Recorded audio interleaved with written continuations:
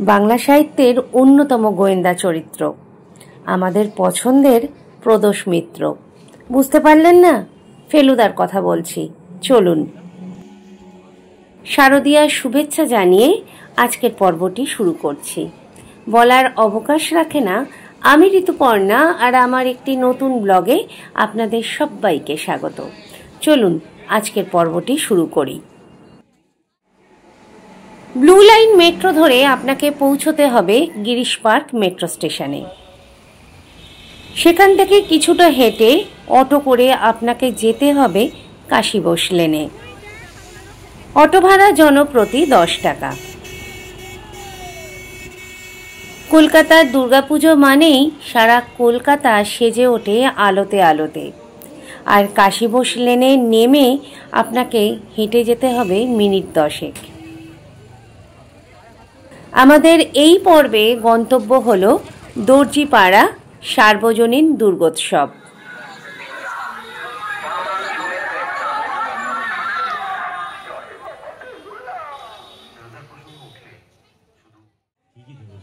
মণ্ডপের গেটটিতে তোপসে, ফেলুদা, জটায়ু সহ আরও অনেক চরিত্রের ছবি রয়েছে। বুঝতে অসুবিধা রইল না, এই পুজোর থিম হল সত্যজিৎ রায়ের অনবদ্য গোয়েন্দা চরিত্র ফেলুদা ওরফে প্রদোষ মিত্র।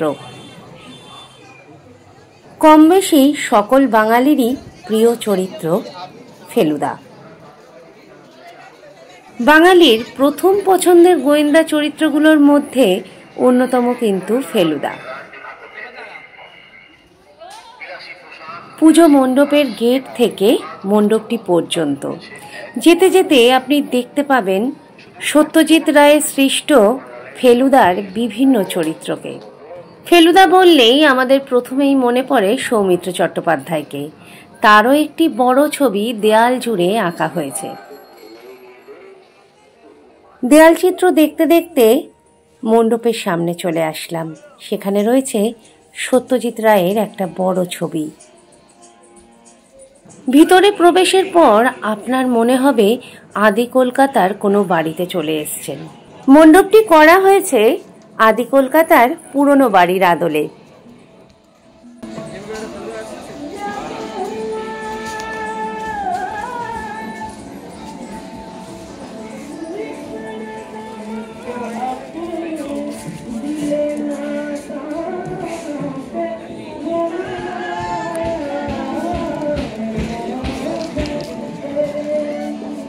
বাঙালির দ্বিতীয় ফেলুদা সব্যসাচী চক্রবর্তী। আমরা যারা বাংলা সাহিত্যের পোকা, আমরা যারা গোয়েন্দা চরিত্র পছন্দ করি, তাদের একবার হলেও যেতে হবে দর্জিপাড়া সার্বজনীনে ফেলুদা চরিত্রকে জীবন্ত দেখতে। চলুন এবার মণ্ডপের ভিতরে যাই, প্রতিমা দর্শন করি।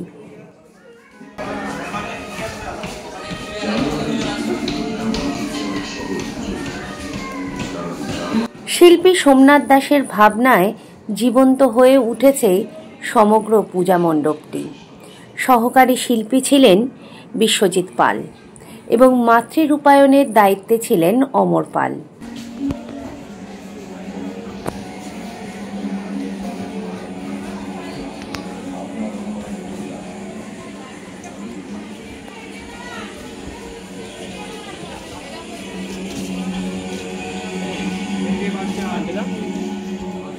আসুন এবার মাতৃ প্রতিমা দর্শন করাই।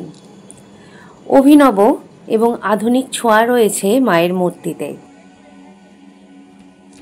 সত্যি বলতে অসাধারণ লাগলো দর্জিপাড়ার ভাবনাকে, অসাধারণ লাগলো সেই শিল্পীদের কাজকে। আজকের পর্বটি আর দীর্ঘায়িত করছি না, এখানেই শেষ করছি। দেখা হবে নতুন একটি পুজো মণ্ডপে। কলকাতার পুজোর আরও অনেক গল্প থাকবে আগামী পর্বগুলোতে। কলকাতার বারোয়ারি পুজো তো বটেই, থাকবে শহরতলির পুজো, থাকবে সাবেকি পুজো। আচার অনুষ্ঠান মেনে, রীতিনীতি মেনে যে পুজোগুলো হয়ে আসছে কয়েকশো বছর ধরে। আপনি কোথা থেকে আমার ব্লগটি দেখছেন কমেন্টস করে জানাবেন। ভালো থাকবেন, আনন্দে পুজো কাটাবেন। নমস্কার।